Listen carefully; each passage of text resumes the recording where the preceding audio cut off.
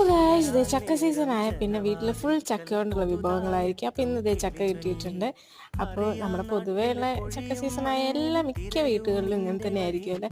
ചക്ക കൊണ്ട് വെച്ച് ചക്ക കൂട്ടാൻ, ചക്ക ഉപ്പേരി, ചക്ക വറുത്തത്, ചക്ക അപ്പം, ചക്ക പഴുത്തത്, അയ്യോ പറയണ്ട, പിന്നെ ഫുൾ ചക്കയോടുള്ള വിഭവങ്ങളായിരിക്കും. അപ്പോൾ ഇന്ന് അമ്മ പറഞ്ഞു നമുക്ക് ചക്കക്കൂട്ടാൻ വെക്കണം. അപ്പം അമ്മ അടിപൊളിയായിട്ട് ചക്കയൊക്കെ വെട്ടി ചുള വരച്ചു തന്നു. അപ്പോൾ ഞാനത് കഷ്ണം മുറിച്ച് കൊടുത്തു.